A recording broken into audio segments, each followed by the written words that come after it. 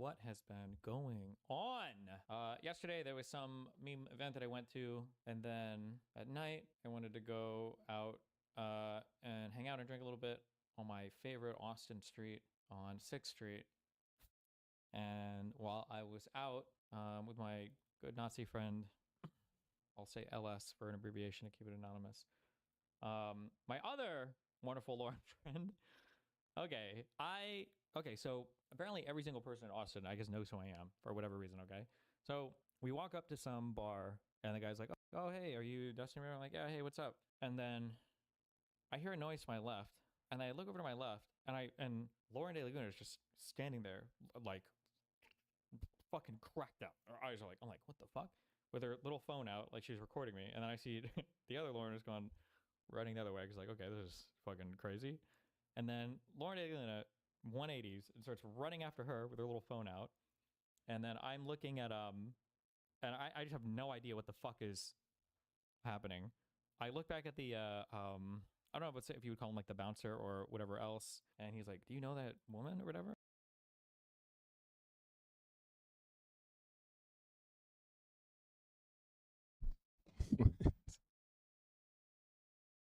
Weirdo.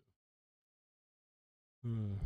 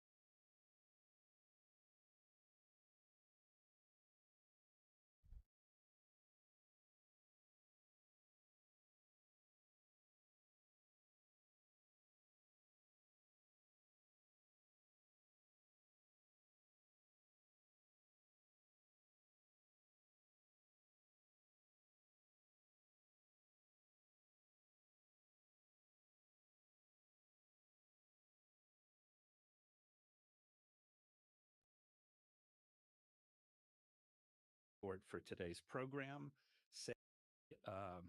national security and defense. Trying to not actually. He's a very work.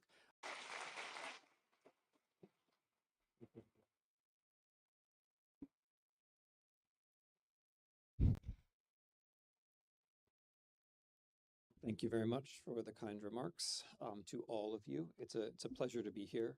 I was I was a young person in Washington, D.C. I had internships at various think tanks and spent some time on the Hill and did other things. And so for me, it's always a special pleasure to come back to Washington, D.C. and to speak to the very special collection of folks that one can meet here.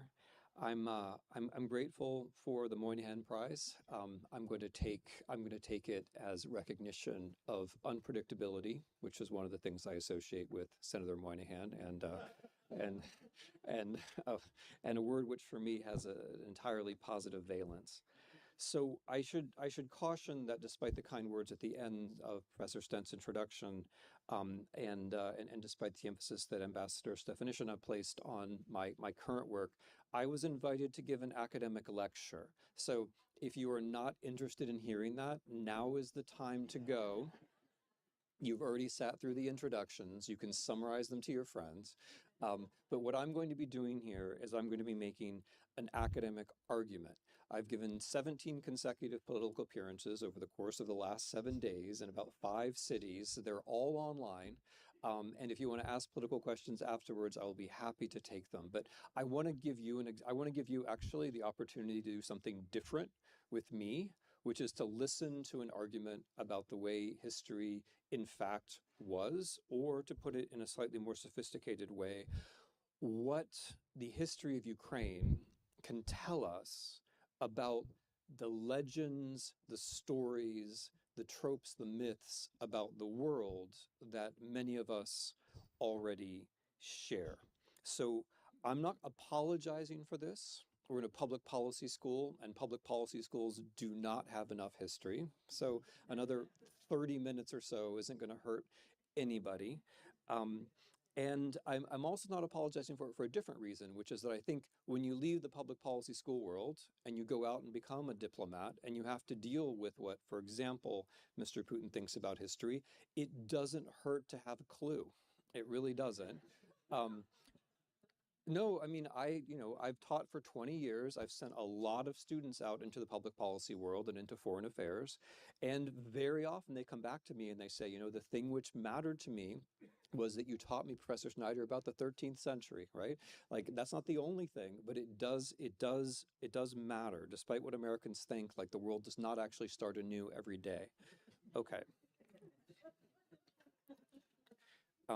So what I'm going to try to do is speak about 2 or 3 or 4 examples of where the facts of Ukrainian history, often facts which have been recently understood thanks to high technology, might radically alter the way we think about the history of the whole world. And when I say high technology, I'm going to emphasize this because, as you might have noticed, the things which are called high technology are quickly destroying the future. There's this misunderstanding that high technology is useful in creating the future. I think we can more or less say that in general that's not true, unless you've been investing in NVIDIA, which perhaps is fine. But what ironically, okay, there weren't that many laughs for that, so I'm going to try it again. Like, social media hasn't repeating himself.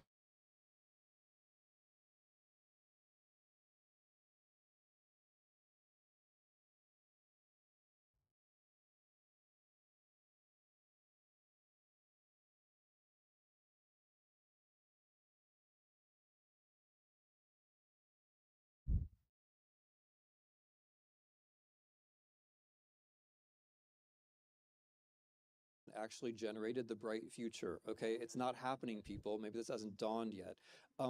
But what high tech actually turns out to be useful for is understanding the distant past. That's, from my point of view, from where I sit, that's actually its main. Thank you for those nods in the third row.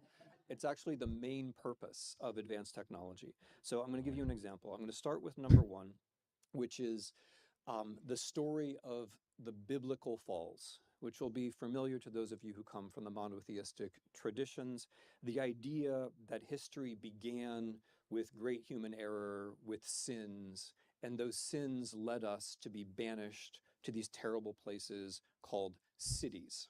Of course, which is always a tension, I know, in Genesis, that there were already cities and so on.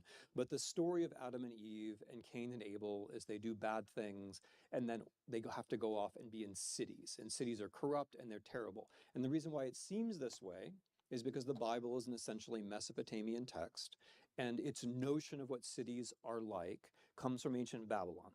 And that, by the way, my friends, is where our notion of cities comes from. And our notion of cities, our whole history of urbanity and civilization says that there were terrible cities, they were oppressive in Babylon, they had high walls, they tortured human beings, they sacrificed them.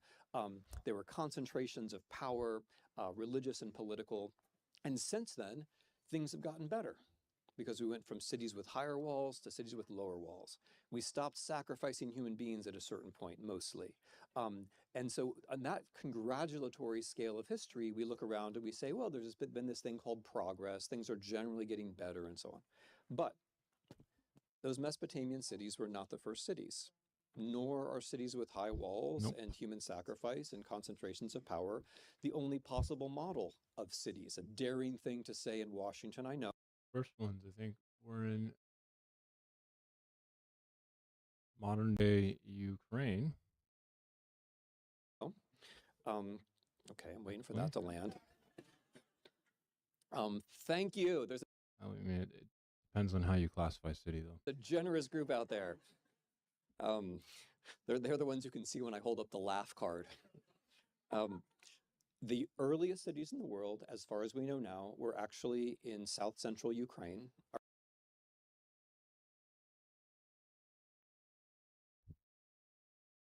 Can I say? I mean, it depends on how you classify cities.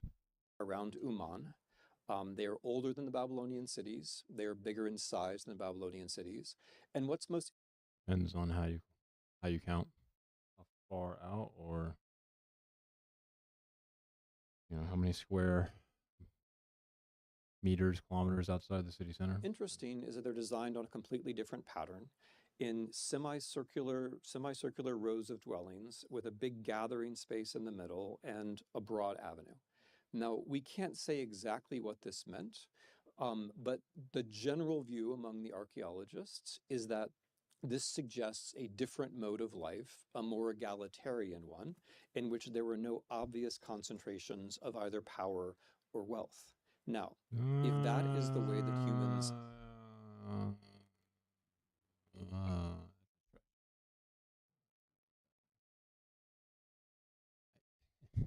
initially gathered in large numbers, it suggests, more first of egalitarian. all, that that's possible. But it also suggests that, second of all, our self-congratulatory story of progress might not be the right story. And that things just getting slightly less bad over the course of the last 6,000 years is not something to be so self-congratulatory about. Check out this, Grand. Check out this fucking. I swear I didn't pre-watch. Right? Swear I didn't pre-watch. Where are my clips?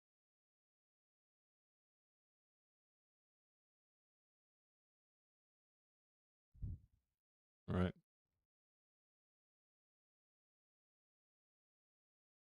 What the fuck? Bro.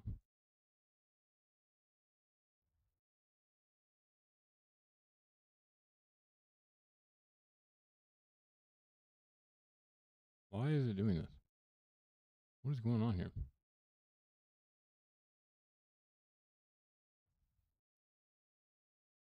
You're so annoying, bro.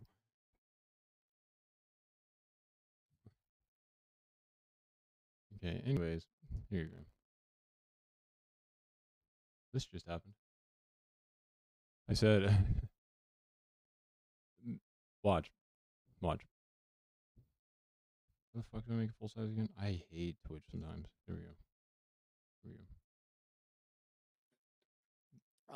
This just happened. Okay, I'm waiting for that to land. Thank you. There's I mean, it depends on how you classify city, though. a generous group out there. They're the ones you can see when I hold up the laugh card. The earliest cities in the world, as far as we know now, were actually in south central Ukraine. Oh, come on, it cut it off, bro. I literally hate Twitch. I fucking hate Twitch.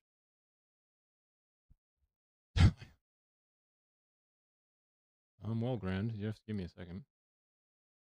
That's good, Dennis. Okay, I'm waiting for that to land.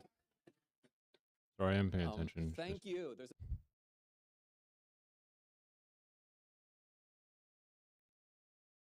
me. I'm watching Timothy Snyder. But watch. okay, I'm waiting for that to land. Thank you. There's I mean, it depends on how you classify city, though. a generous Depends on how you. um okay, I'm waiting for that to land. God damn it. There's just been this thing called progress. Things are generally getting better and so on. But those Mesopotamian cities were not the first cities, nor are cities with high walls so and low in human volume? sacrifice and concentrations of power the only possible model of cities. A daring thing to say in Washington, I know. First ones, I think, were in modern day Ukraine.